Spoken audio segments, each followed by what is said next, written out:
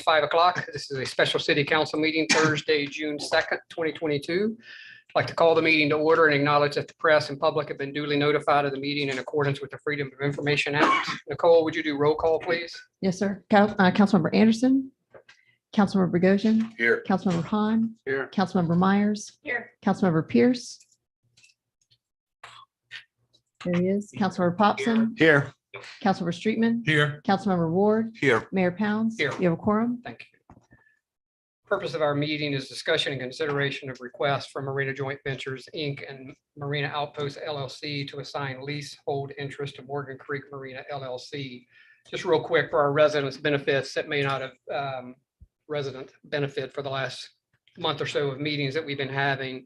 At our city council meeting on April 26, we announced we had received a letter requesting approval of assignment of the existing leases held by Marina Joint Ventures, Inc. and Marina Outpost LLC with the city of Isle of Palms to Morgan Creek Marina LLC, same ownership group that owns Bohicket Marina and Seabreeze Marina, among others, whose parent company is Coastal Marina Holdings. In accordance with the leases, any assignment requires the city's prior consent. Since that April council meeting, new potential marina operator has been meeting with council members directly, restaurant owners, and other parties, getting as much input as possible into a go-forward solution. We've also received a good bit of due diligence information, ownership structure, financial information, and a letter of intent from the proposed operator for our review. At our last council meeting, there seemed to be general agreement on the amendments and a go-forward structure, which is why we called this special meeting for today. After today's discussion, we'll decide whether we are still ready to move forward into our first reading. We've asked Mike Schuler, managing partner of the proposed ownership group, to come today and discuss with council his plans for our marina and next step. Mike is founder, managing partner, and CEO, and has been leading Coastal Marina Holdings since its inception. Mike, thanks for joining us again. So come in. And this deck is in the package that was in the meeting package for everybody. So Mike, go ahead. So thanks again, everybody, for hosting us again tonight. We've taken a lot of what you guys have seen and heard already, and we've condensed it a little bit into something that would be easily communicated to the public here tonight. Okay. Well, there's some pictures and whatnot involved, but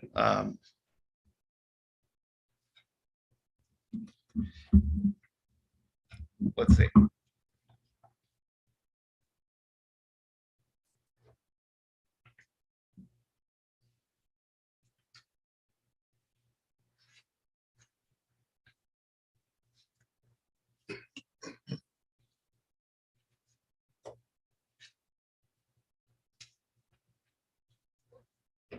Okay, so this is again basically a basic overview of our business. Mike, just for anybody live streaming, do you mind get at the mic? Sorry, No problem. kind of kludgy, but thank you. Okay. So we're ready here.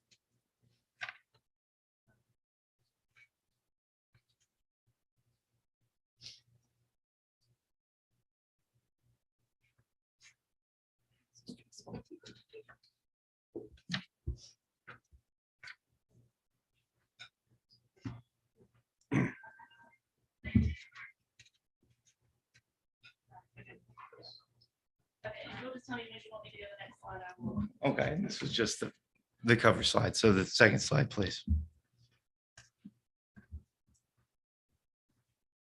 Okay, so a little bit about our business, which is Coastal Marinas. We started this business in January of 2020, right before the pandemic, and we're fortunate enough to acquire our first marina asset at Seabreeze Marina downtown, which is it's kind of a forgotten marina downtown. We were again fortunate timing wise to be able to pull it off and then really make it a very special place that it is today. And that was the first of what is here, several marina acquisitions.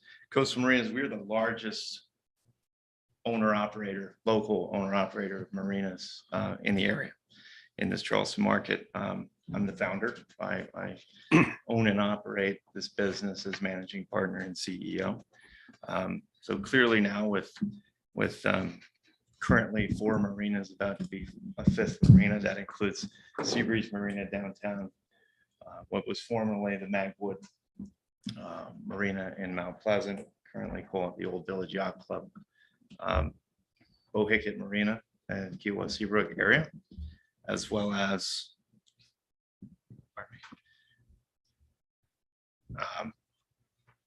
the St. John's Yacht Harbor, which is at the base of the Maybank Bridge as you head from James Island to Johns Island.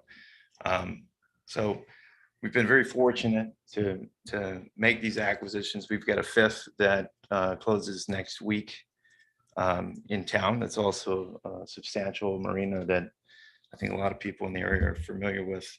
So we're excited about that. Again, largest owner operator of marinas in the area. So we've got tremendous experience. We've got tremendous bandwidth, and fortunate to have a really, really skilled team helping us put all these things together. So, and currently, not including what could be this acquisition or acquisitions next week, we've got over 1,300 marina slips under management, including about 100,000 square feet of sort of mixed use commercial property, as well as about 45 acres of undeveloped deep water land in our portfolio. So again, the next slide, please. This is again about me. So I don't want to make this too much about me, but I am local. I'm a native Charlestonian. I grew up in Mount Pleasant and downtown Charleston. I currently live in downtown Charleston, and that's where we are headquartered and based out of. I'm a lifetime boater. You know, I grew up actually coming here to Isle of Palms Marina as a child, and have since continued to this day. So I've put my boat in on a trailer, Isle of Palms Marina, 1,000 times. It's a special place for me, and I think it's a big part of why we're here. You know, I was drawn to this. This was an opportunity that was not really not publicly available. It was unsolicited. I approached Brian Barrington, who was a gentleman, and we made him an offer. He couldn't be refused. Again, he's been offered 100 times, and he's turned down 100 offers. So we were really happy to be able to work something out with Brian. So we're here today, and you know, we've been meeting with council members regularly, or the city administration regularly, as well as council members. And we're looking today for the approval for these lease transfers. In terms of kind of our vision for the marina, I would reference the balance of our portfolio, our existing portfolio. It's just examples of pieces of what Isle of Palms Marina could be. You know, each marina operation that we have is very specific to its locale. You know, Bohicket is serving Key West Seabrook, which is much different than the Old Village. And coincidentally, downtown is a much different animal than Isle of Palms and so forth. So each one of our marina assets, we're, you know, our whole goal is to tailor, you know, our offerings to the community. And that's what we intend to do here. Our team's got a lot of hospitality experience, which I think helps lend to a much different experience in the marina side. That's where I think we found a lot of our success. I think a lot of our customers, we don't really think of them as a storage business where customer is just a slip and a number. Our customers are really our clients. And that's an approach that we take because of this hospitality experience. We have the ability to offer concierge services and these sorts of things, which may not be for everybody, but I think you'd be surprised how many people really like the idea of being able to take their boat out and not wash it or not flush the engines. There's a host of things, and that's something that makes us pretty unique, and we actually are very good at that. We're proud of that. So we've got other unique amenities that we have the ability to bring to the table, one being a boat club. And I know, you know, there's a bunch of boat clubs out there. Ours is again, pretty unique. We've developed our own technology. We have a very premium product with a very low country specific boat type that we're, very excited.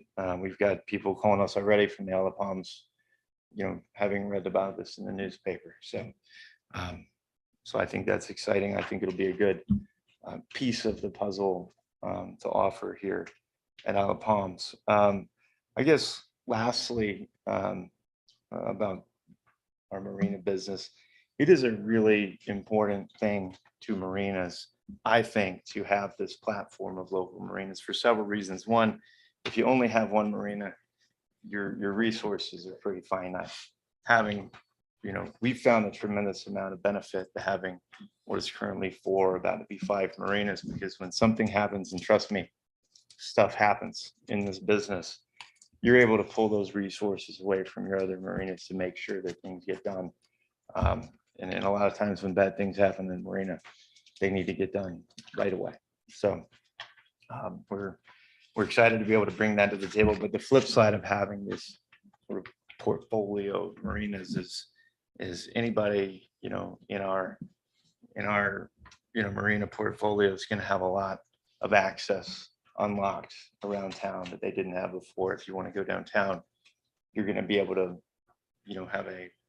have a portal in which you can reserve a slip to make sure that you've got access to be able to, take your friends or whoever your guests may be into town for the day. Same thing at Key West Seabrook, or even on Johns Island. So we're excited about that.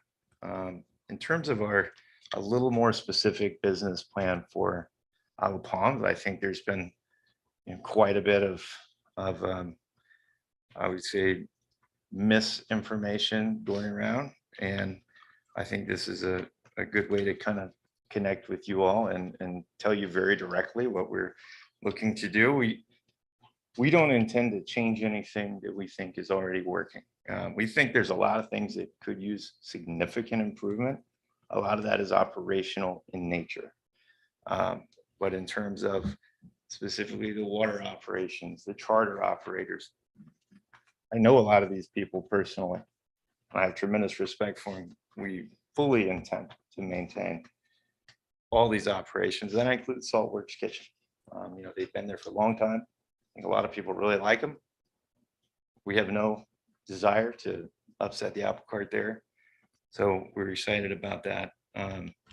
Similarly, staff, I don't know everybody yet, and we're supposed to have a big meeting as soon as this first reading is over to get to know the staff.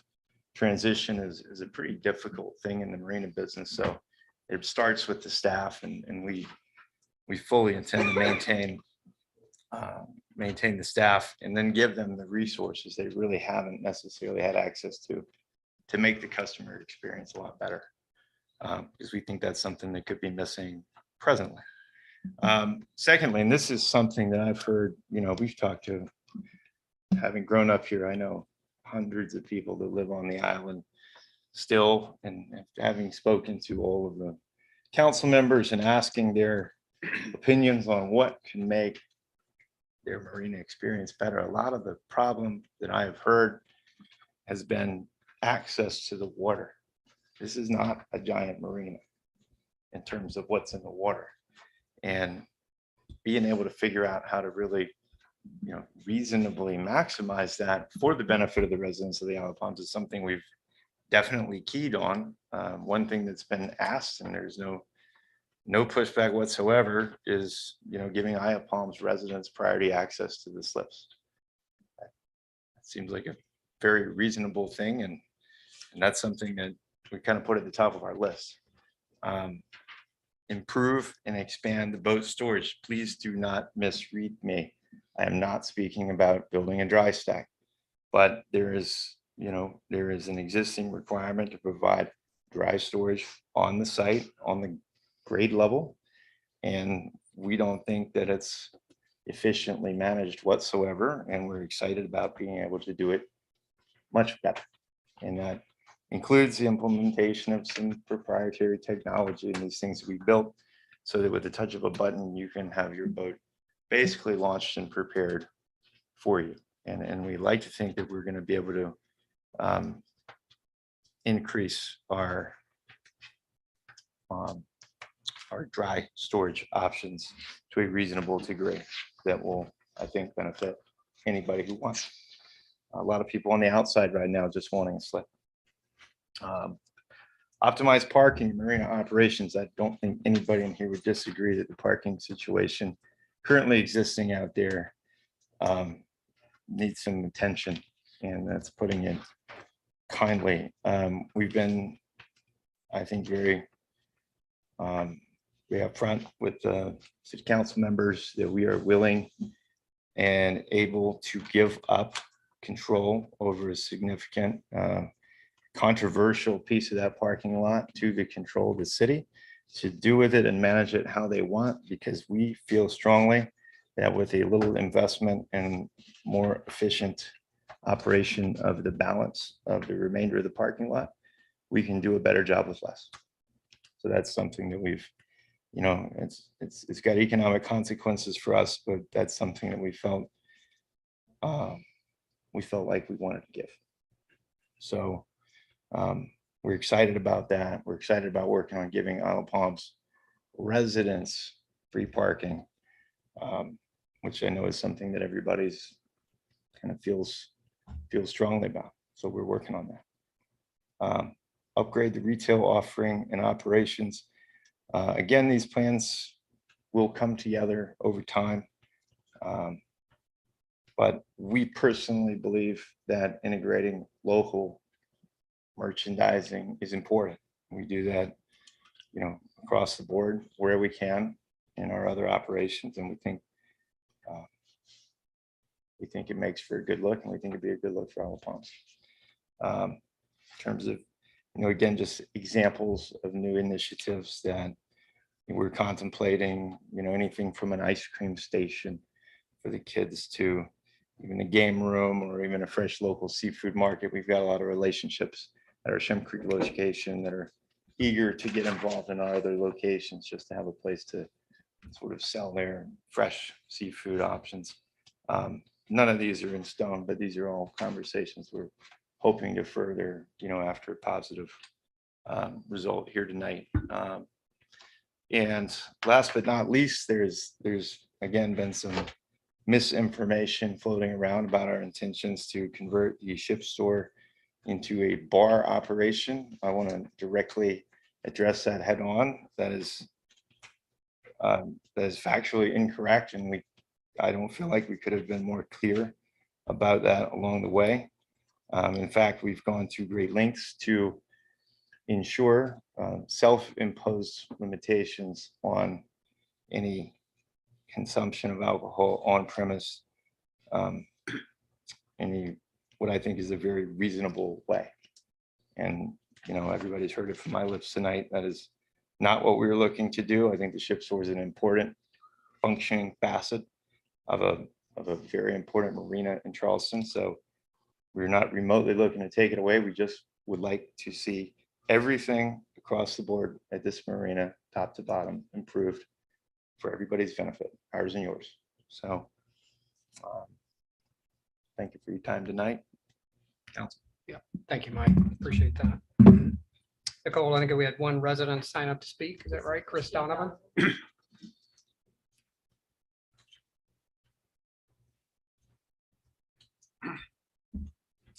So my name is Christine Donovan. I'm at 3126th Avenue.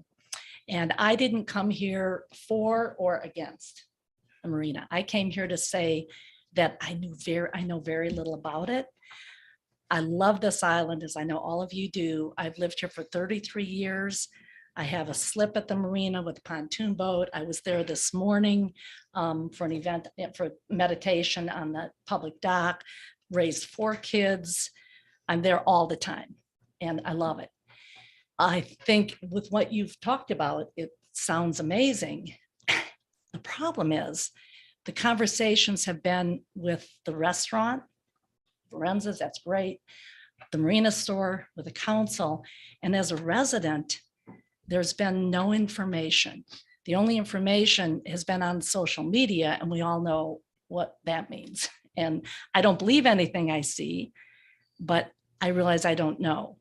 And so if there had been, or if there could be something where residents are invited to hear something like this and maybe ask a few questions. I can't interact with anyone here. I'm going to stay to my 3 minutes, so I can't interact. And I think that's missing.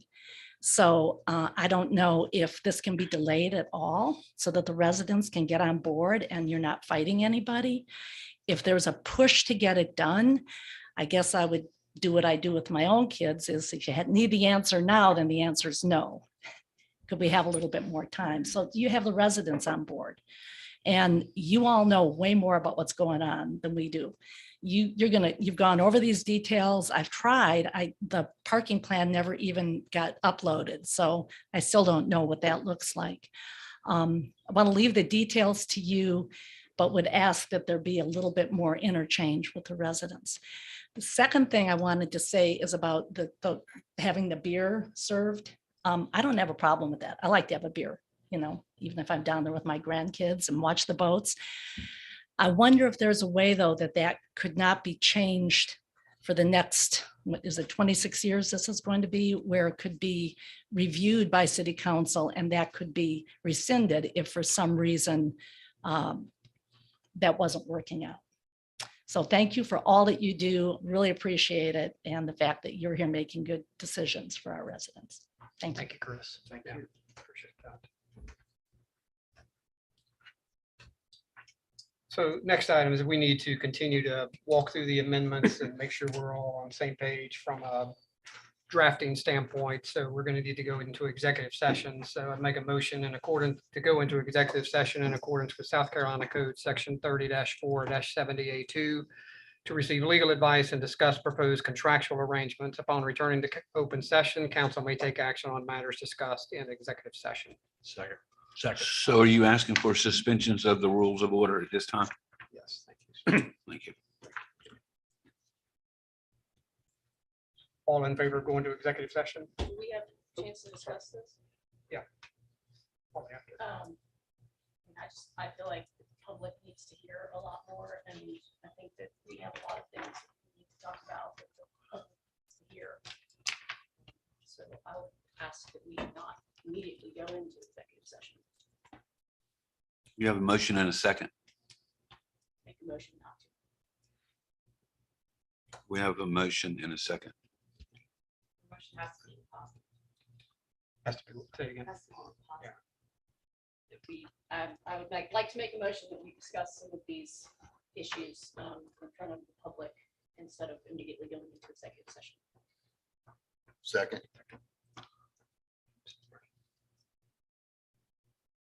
All those in favor, say aye.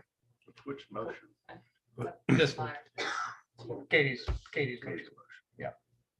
Well, wait. No, rules of order, you need to deal with the first one first. But I'll withdraw my motion to go into executive session. Well, I withdraw second. All right.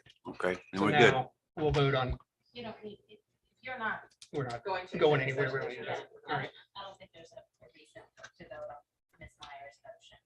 Y'all can just discuss. Discuss. You want to start us? Sure. Can you make sure that your microphone's on? 'Cause I really Yeah. can't hear I don't think it is. That's weird. you. There you go. Sorry about that. Okay, so first of all, I guess we'll start with the most important issue to me, and that is the on-site alcohol consumption. First of all, or to begin with on that, for those of you who have might need a little bit of a history of the marina and myself, I believe that since this marina lease was written, there was an amendment in 2010, one in 2012, another one in 2015, and then another one in 2020. And it seems that every single time we amend this lease, we give more to the tenant and take away from the city. We have increased the amount, the threshold for paying more rent. We have taken away the tenant's responsibility to maintain the facilities, the docks. We have extended the lease by up to 2045. We have built brand new docks to the tune of $5 million. We have decreased the percentage when it gets to that threshold that's now over $1 million, $1.75 million if you take both leases combined. We have decreased those percentages that the city will get. We have made it so that it is very, very difficult for the city to receive more than the base lease amount. And we have had this contentious issue with shared parking, which the city has not stood up for the residents and enforced the shared parking area. So now we are looking to give this new leaseholder even more, the right to have consumption of alcohol on the premises, which they do not have. There is an ordinance currently that says that you may not have the consumption of alcohol in city premises, city-owned property, unless the lease specifically allows for it. This lease does not. It should not. This area, they're getting plenty. This is a really good lease for them. They don't need on-site consumption of alcohol. And we can call it a bar or we can not call it a bar. But when you go to a place and you buy alcohol and you sit there and you drink the alcohol on the premises, it's either a restaurant or a bar. I don't know. Maybe you can call it a club or something else, but I don't know what else to call it. So it becomes a bar and it just gives the tenant another thing to make money off of. It has restrictions in the lease. They have put in some restrictions, but actually some of those restrictions will make it worse. I have talked to owners of bars and they have explained to me that the only way to keep underage drinkers and people from drinking too much is with bartenders and servers. If you take away the bartenders and the servers, you no longer have anyone to maintain a safe drinking area. So they're taking away the bartenders and the servers so that they don't have to call it a bar or a restaurant, but they're actually making it less safe for the public.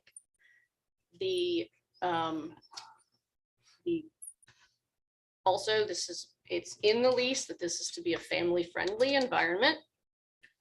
My children go there all the time. I have spoken to countless people since I was allowed to speak about this week. And every single parent that I know has told me that they like the fact that their kids can go down there. They like the fact that they're granted, yes, some people do have a beer out on the back, just like some people are going to have a beer on the beach. But when you make it legal, it becomes different. It becomes, let's look at Folly Beach. When they were allowing alcohol on the beach, it was a very different situation than Isle of Palms.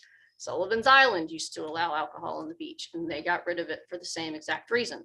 A parent today told me it'll just be like New Orleans. Once it's allowed, it gets bigger.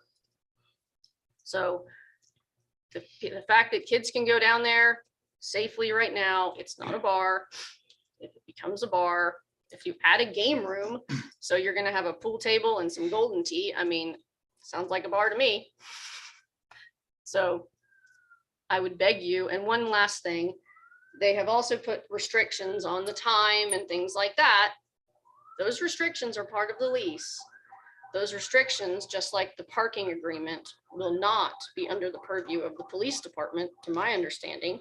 It'll be part of the lease. So who is going to enforce those restrictions? When the bar doesn't want to close or the patrons don't want to end at 5 o'clock, who is going to be responsible for imposing those restrictions? So that is my argument against that. And I appreciate all the people I've talked to and all their opinions. And I hope I got everything out there that I needed to say, but I'm sure I forgot something. So sorry. Comments, questions? John? Oh, sorry. Yeah, I mean, I'll just make a comment. I think Mr. Schuler and his group can make great operators of the marina. I'm confident of that, but there are some things that I think that we'll have to discuss in executive session that need to be worked out before we do, before I would support a first reading. I think there's some fairly significant things here, and maybe we work those out today, maybe we don't. I don't know. But I will say that the public comment that we heard today has a lot of merit. I think this was just introduced to the community, and I can't tell you how many emails I've received on comments about the lease after they've read it and what they've heard. They've been very valuable to me. And so I encourage that we maybe take a little bit of pump the brakes here and give the community a chance to interact with Mr. Schuler in some public setting, so they can get a feel of what he wants to do, of what he wants to do with the marina, ask questions, and get a little bit more time between a first reading and the actual, and give the community some chance to interact with him. So I just wanted to make that. I realize we have to go into executive session to talk about some of the more legal issues, but I did want to say that in public. Thank you, Mr. Mayor. From my perspective, we have to deal with the lease as it currently exists. It doesn't matter how many amendments have been made or what has been done in the past. We as a council have an existing lease. We got to deal with it. We have an obligation to look at this request for an assignment in good faith and grant the assignment if, in good faith. The current lease allows for on-site sale of beer and wine. It is silent as to consumption.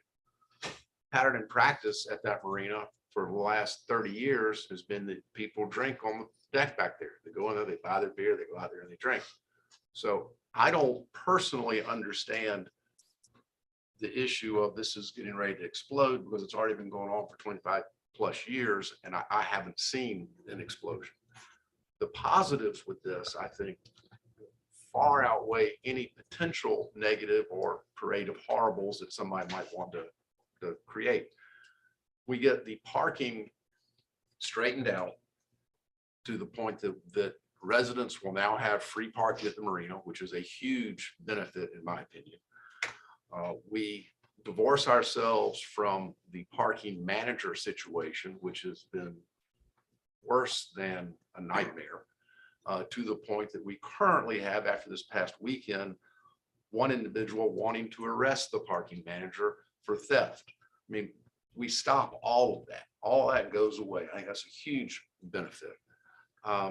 Traffic down Palm Boulevard will change because the way the marina will be operated, as Mr. Schuler has told us, will change. And that I think is a huge benefit because it will lessen the amount of parking. So that's my feeling about all of this. I wholeheartedly support it. I understand the concern about, have residents had enough time to digest this, and do we need to have more time? There are two things I think we need to look at with that. One is there's also incumbent upon us a pressure to grant this assignment, since it's been asked of us to do so. But also we're going through the process right now. We've had our first reading, we've had citizen comments, and we will have a second reading. And in between the first and second reading is when Mr. Schuler can, if he's willing to, meet with residents. And then we will go through all of this a second time. And it's only then that we will vote and decide finally whether or not this lease is to be assigned. So that's where I think we should be. And just for clarity, to Blair's comment, we have not had first reading. No, We're well, taking up tonight. correct. That's tonight. Just being clear. Excuse me. That's okay. Mayor. Yes, sir. We have spent a good bit of time with Mr. Schuler during this process. And all of it's been said already, so I try not to echo any more than I have to. But quite honestly, I'm impressed with the plan here. We fought for years to get 16 parking spots for our residents down there. We finally got them. And now we've got a potential tenant that is willing to give up any interest in that contiguous shared parking lot so that the city can open that up for free resident parking also. I think that's a big win just in and of itself. As far as beer on the deck, I've been here for 38 years. I can't tell you how many cases of beer I've drank on that deck and never even thought about it. And I can also say that I've really never seen anybody that's been unruly or out of hand out there either. I don't have a problem with that. And I look at it, I say, okay, would you not allow your child to go into Harris Teeter and pass the refuge, the co-op, and Long Island Cafe just because they're serving drinks out on the sidewalk? Or would you not allow them to go to one of the shops up here on Front Beach and pass by the dinghy and the Windjammer? I just don't see where this has to be that big of an issue by allowing someone to sit there with a sandwich, a seafood basket, have a beer with it, and be able to walk away satisfied. I think that in terms of us moving forward with it, I think Councilmember Hahn said it well. I think we should really consider moving this process forward. It's a simple assignment of the lease. Go through first reading, see if we can get this across the finish line, and then there's ample time between the next time we address it, if Mr. Schuler is willing, to get this in front of the public, get more information out there. I think we're doing something here, we're complicating an issue that should not be complicated, because it should be just a simple assignment of the remaining lease to this tenant, this potential tenant. So that's what's on my mind, Mr. Mayor.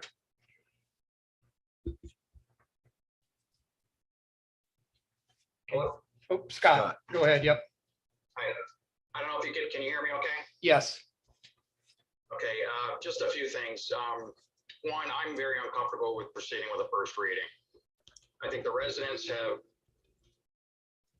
maybe had 24 to 48 hours to digest materials that have been posted.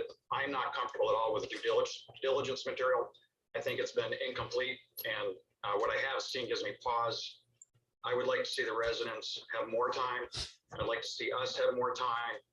And in my opinion, we are nowhere near ready for a first reading. And regarding the alcohol, just because it's been done doesn't make it right. It's not in the lease. And I have to say, I support Katie's position on that.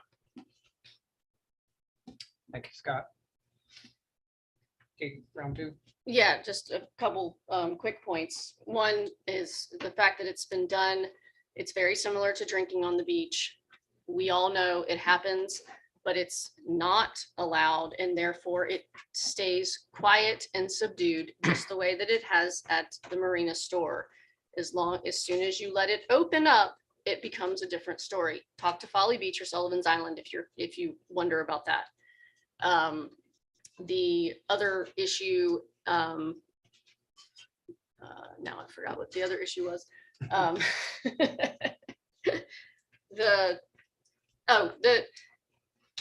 This could be a very simple lease assignment if we have to. We don't have to make amendments. They can take the lease as it stands, and we can discuss that. This conversation of the amendments got started because it seemed like we were going to have a nice give and take, and both sides were going to be pretty much happy.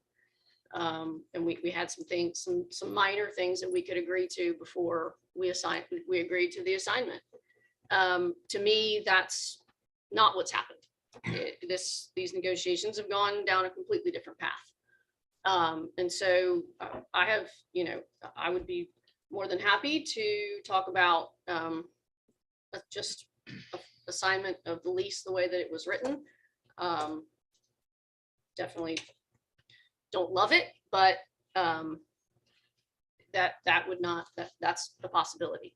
But giving up the one restriction that we have down there against alcohol consumption is not something that I'm willing to concede. I can't give up yet another thing at that marina. So.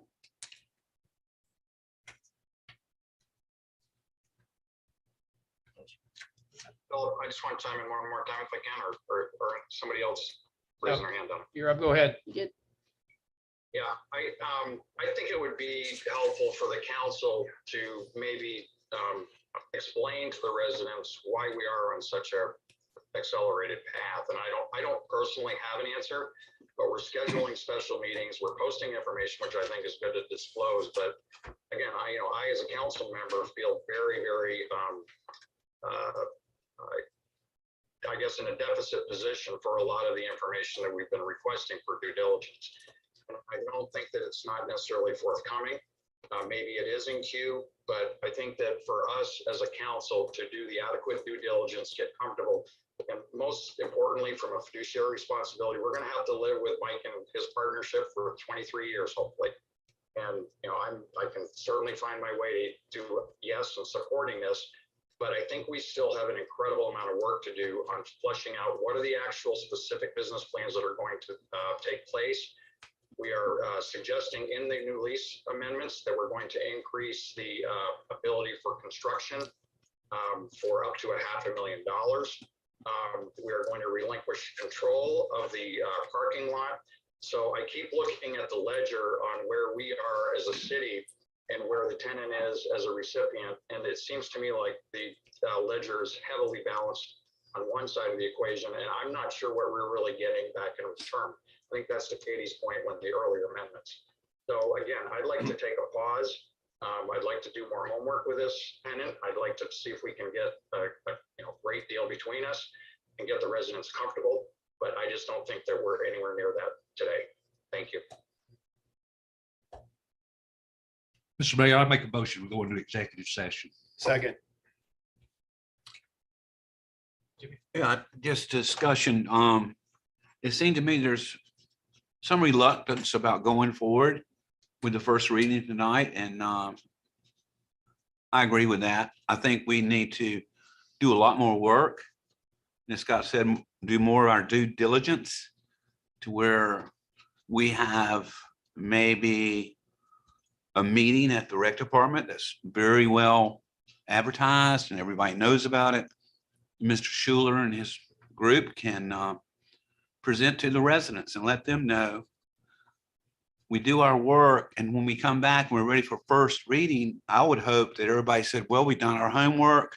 The residents seem to agree with us.